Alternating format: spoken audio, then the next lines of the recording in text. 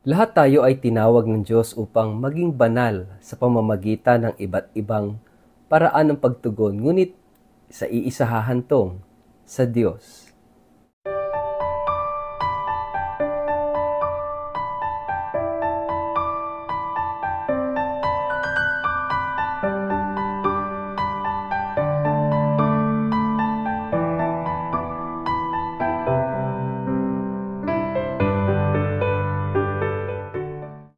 Ang mabuting balita ng Panginoon ayon kay San Lucas. Nang ika-6 na buwan ng pagdadalang tao ni Elizabeth, ang anghel na si Gabriel ay isinugo ng Diyos sa Nazaret na isang bayan sa Galilea upang kausapin ang isang dalaga na ang pangalay Maria. Siya ay nakatakda ng ikasal kay Jose, isang lalaking buhat sa angkan ni David. Lumapit ang anghel sa dalaga at binati ito, "Magalak ka, ikaw ay lubos na kinalulugdan ng Diyos. Sumasa iyo ang Panginoon." Naguluhan si Maria sa sinabi ng anghel at inisip niyang mabuti kung ano ang kahulugan ng ganoong pagbati. Sinabi sa kanya ng anghel, "Huwag kang matakot, Maria, sapagkat naging kalugod-lugod ka sa Diyos. Makinig ka, ikaw ay maglilihi at manganganak ng isang sanggol na lalaki at siya'y papangalanan mong Jesus. Siya'y magiging dakila at tatawaging anak ng kataas-taasang Diyos. Ibibigay sa kanya ng Panginoong Diyos ang trono ng kanyang amang si David upang maghari sa angkan ni Jacob magpakailanman. Ang kanyang paghahari ay walang katapusan." "Paano pong mangyayari ito gayong ako'y isang birhen?" tanong ni Maria. Sumagot ang anghel, "Sasa iyo ang Espiritu Santo at mapapasailalim ka sa kapangyarihan ng kataas-taasang Diyos. Dahil dito ang isisilang mo'y banal at tatawaging anak ng Diyos. Hindi ba't ang kamag-anak mong si Elizabeth ay baog? Gayon may naglihi siya at ngayon ika-6 na buwan na ng kanyang pagdadalang tao, kahit na siya'y matanda na, sapagkat walang anumang bagay na hindi kayang gawin ang Diyos." Sumagot si Maria, "Ako'y alipin ng Panginoon. Mangyari nawa sa akin ang iyong sinabi." Pagkatapos umalis na ang anghel. Ang mabuting balita ng Panginoon.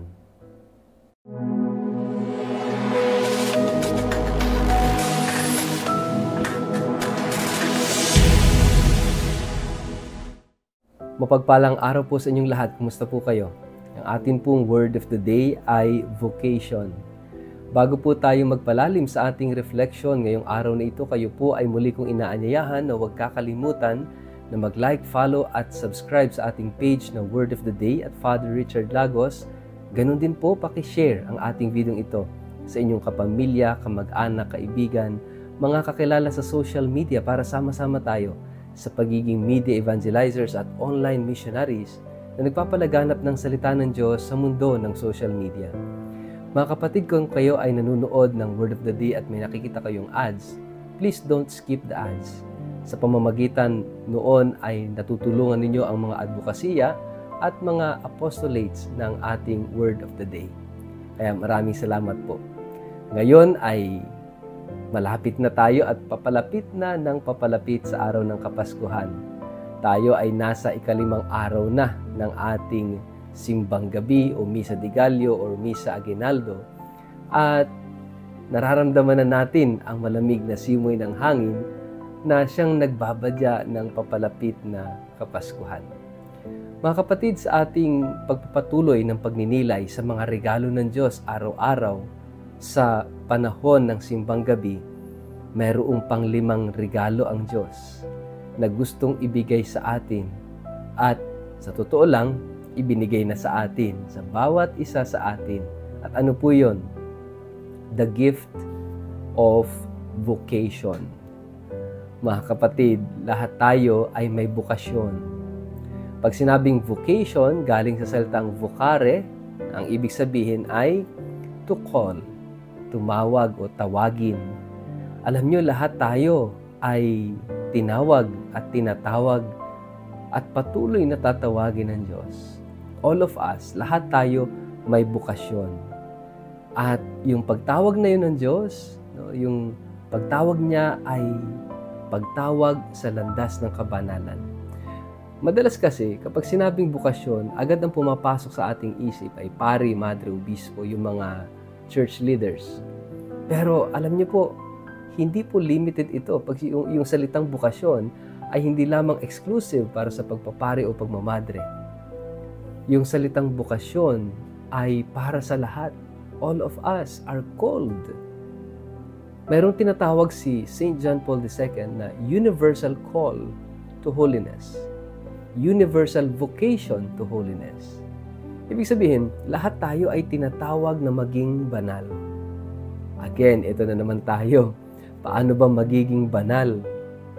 No?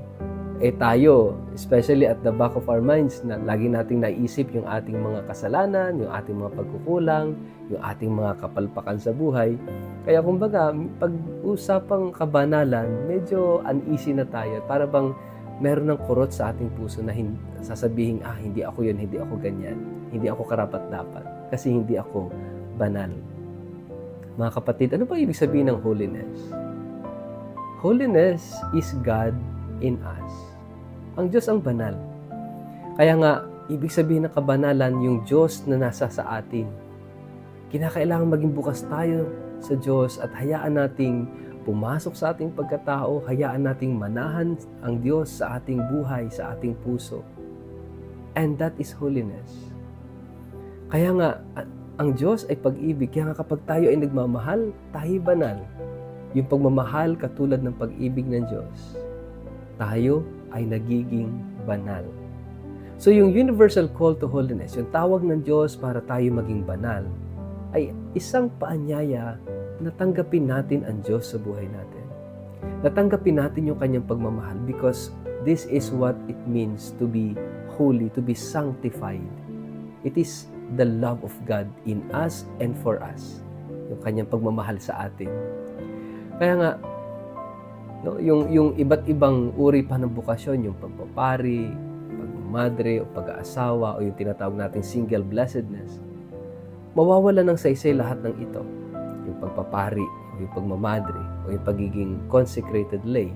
Lahat ng yan mawawala ng saysay kung yung estado ng buhay na yon na pinipili ay hindi dadalahin sa kabanalan.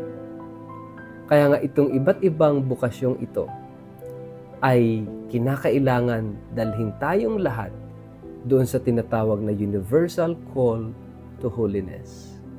Kung hindi lang rin magpapabanal sa iyo ang isang estado ng buhay, wag mo nang ituloy yan. Pero napakahalaga that we strive so hard para tayo'y maging banal, magsumikap. At when we say holiness, hindi lang ito limited sa rituals na pagkatapos mong nagawa yung isang ritual, banal ka na. Hindi po. When we say holiness, it is also a way of life. Ito'y uri ng pamumuhay. No? Yung bang, kasi akala natin ritual agad, yung dapat magdadasal ka ng 4 na misteryo, ng rosaryo, o kaya naman ay maghapon kang nasa simbahan. No, it doesn't follow. Mahalaga yung mga ganong activities as part of your devotion, pero mahalagang maunawaan natin that holiness is not about us. That holiness is not about our human efforts. Because primarily, holiness is about God. Tungkol sa Diyos. Kasi ang Diyos ay banal. Ang Diyos ay pag-ibig. Kaya nga tayong lahat, no, yung panawagang ito, na tahakin yung landas ng kabanalan, is actually yakapin at tanggapin ng Diyos sa buhay natin. Upang siya yung magpabanal sa ating makasalanang pagkatao.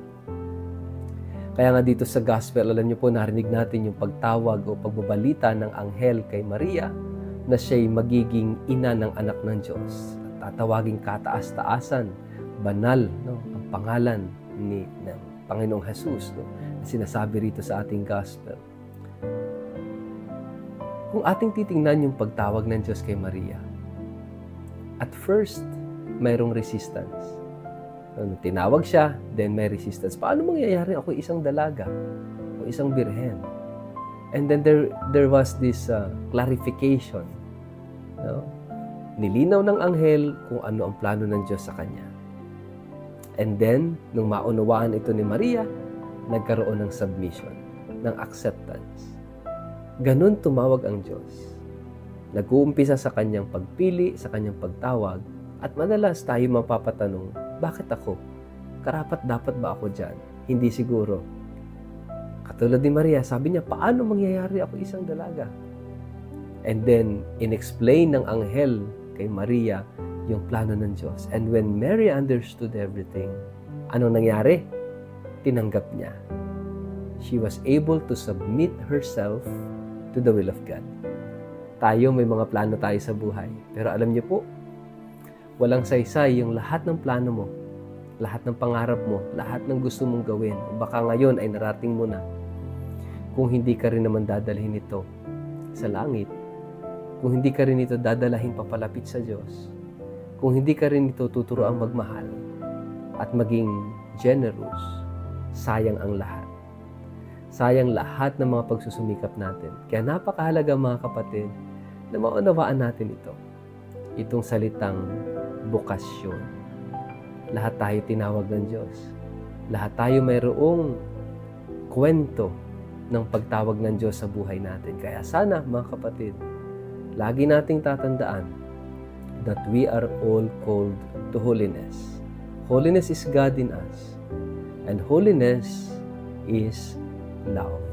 Sana araw-araw tayo na lumago sa pagmamahal sa kabila ng lahat. Sa ngalan ng Ama at ng Anak at ng Espiritu Santo. Amen. Ama naming Diyos, salamat sa pagtawag mo sa bawat isa sa amin. Bigyan mo kami ng grasya upang kami ganap na makatugon sa iyong kalooban, sa iyong nais sa amin, sa iyong pagtawag sa amin. Amen. Pagpalain po kayo at ingatan makapangyarihang Diyos, Ama at Anak at Espiritu Santo. Amen.